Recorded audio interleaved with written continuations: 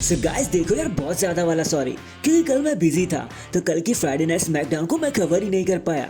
लेकिन now we are back. तो show हो रहा था Pechanga arena in San Diego California से। अब कल का कल ये शो खत्म भी हो चुका है, तो चलिए एक बार नजर मार लेते हैं कि हमें यहाँ पे क्या कुछ देखने को मिला। क्योंकि एक होम टाउन हीरो अपने घर पे वापसी करने वाला था, तो वीडियो को एंड तक पूरा देखना। चैनल को अभी लाइक एंड सब्सक्राइब कर दो। और हाँ, पहले इंट्रो देख लेते हैं। एंड नाउ आप देख रहे हैं रेसलमैनिक्स एंड सब्सक्राइब करना तो बनता है।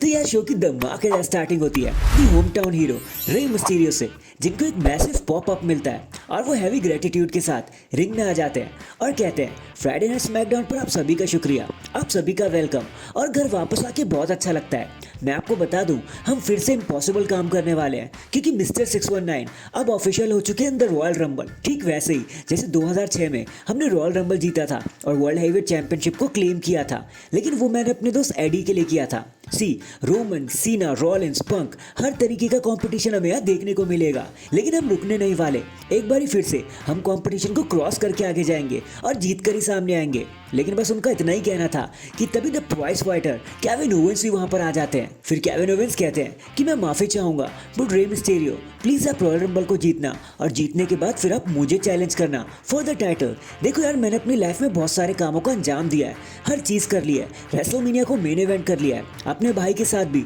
और स्टोन कोल्ड स्टीव ऑस्टिन के साथ भी मैं टाइटल भी जीत चुका हूँ। लेकिन रे मिस्टीरियो, सिर्फ एक चीज ऐसी है लाइफ में जो मैंने नहीं करी, और मैंने तुम्हें फेस नहीं किया, द लेजेंडरी रे मिस्टीरियो को फेस नहीं किया। तो प्लीज रे, रंबल को जीतने के बाद आप मुझे जरूर चूज करना। लेकिन रे मिस्टीरियो कहते हैं कि मैं तुम्हारी रिस्पेक्ट करता हूँ, मैं चीजें भी समझता हूँ, लेकिन तुम चैंपियन नहीं हो केविन, चैंपियन तो कोडी रोड्स है। अगर तुम जीते तो मैं तुम्हें जरूर चूज करूंगा।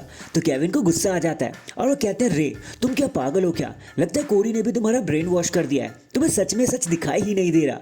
तो रे मिस्टीरियो कहते हैं कि केविन तुम बहुत बड़े डिल्यूजनल हो, तुमने मुझे मेरे बेटे डोमिनिक की याद दिला दी।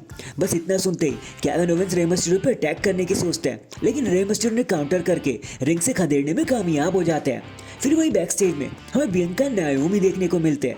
उनके बीच में बातें हो रही होती है कि इस हफ्ते भी नहीं पता लग पाया कि जेड कारगिल को किसने मारा था, जिसके बाद बियंका को गुस्सा आ जाता है। नेक्स्ट हमें Cody Rhodes, Rey Mysterio and Nick Aldous के बीच में एक बैक स्टेज सेगमेंट देखने को मिलता है, जब रे मिस्टीरियो कहते हैं कि कोडी तुम चिंता मत करो, मैं आज केविन को संभाल लूंगा। तो कोडी कहते हैं बहुत शुक्रिया, बट निक अब मैं ठीक हूँ, बताओ केविन का स्टेटस क्या है? तो निक कहते हैं हम एक कॉन्ट्रैक्ट साइनिंग करने वाले हैं, ताकि जो सैटरडे नाइट मेन इवेंट को तुमने किया था वो दोबारा ना हो सके। इसके बाद हमें women's tag team championship match भी देखने को मिलता है बिटवीन बियंका बेलेर नायोमी वर्सेस कैंडिस लेरे एंड नाया जैक्स। बताने को यहाँ कुछ भी नहीं है, बस आज नाया जैक्स ने खुद ही अपनी गलती से अपनी ही पार्टनर कैंडिस लेरे पर एक लेग ड्रॉप मार दिया। उसी गलती का फायदा उठाते हुए नायोमी एंड बियंका मैच को जीतकर अपने टाइटल को रिटेन कर लेते हैं। फिर कुछ अननेसेसरी बैकस्टेज मूवमेंट के बाद हमें कार्मेलो हेज वर्सेस जिमी के बीच में एक बहुत ही अमेजिंग मैच देखने को मिलता है, और हमें समझ में आता है कि अब बिग जिम नहीं रहे, अब वो इससे आगे जाने वाले हैं। फ्यूचर उनके पास आ चुका है और जिम आज मैच को जीत भी जाते कि तभी ब्लड लाइन आकर उन पर अटैक कर देते हैं। अब डिस्क्वालिफिकेशन की वजह से तो विनर बन जाते हैं जिमी यूसो, लेकिन उन्हें मार बहुत खानी पड़ती है। बट आज तो सरप्राइजिंगली जेकब फातू ने ही माइक उठा लिया और वो कहते हैं कि सबके सब मुंह बंद कर लो वरना बहुत बुरा हो जाएगा। फिर सोलो सिकोवा भी माइक उठाते हैं, कहने की कोशिश करते हैं, लेकिन फिर उन्हें समझ आता है कि उनके पास कहने को कुछ भी नहीं है। देयर इज नो उला फाला, अब कोई एक्नॉलेज नहीं करेगा किसी को, और वो वहां से चुपचाप ही चले जाते हैं। जिसके बाद जेकब कहते हैं कि भाई बहुत हुआ डिसरिस्पेक्ट होना, थक गया हूं मैं इस फालतू की जलन से, इस एनवी से। लेकिन तभी एले नाइट आकर उन पर अटैक कर देते हैं, लेकिन जल्दी ही ब्लड लाइन का नंबर गेम एले नाइट पर भी भारी पड़ जाता है। लेकिन तभी ब्रॉन स्ट्रोमैन की एंट्री हो जाती है और वो एले नाइट को बचा भी लेते हैं। साथ ही साथ जेकब फातू को चैलेंज भी ठोक देते हैं कि भाई अगर तेरे में दम है तो मुझसे लड़। इसके बाद हमें the motor city machine gun versus Legado del Fantasma के बीच में टैग टीम मैच देखने को मिलता है। बताने को यहाँ कुछ भी नहीं है, बड़े ही प्यार से as expected Motor city machine Gun अपने मैच को जीत जाते हैं। नेक्स्ट हमें पाइपर निवन एंड बीफैब के बीच में एक रैंडम सा मैच देखने को मिलता है वुमेन्स डिवीजन की तरफ से।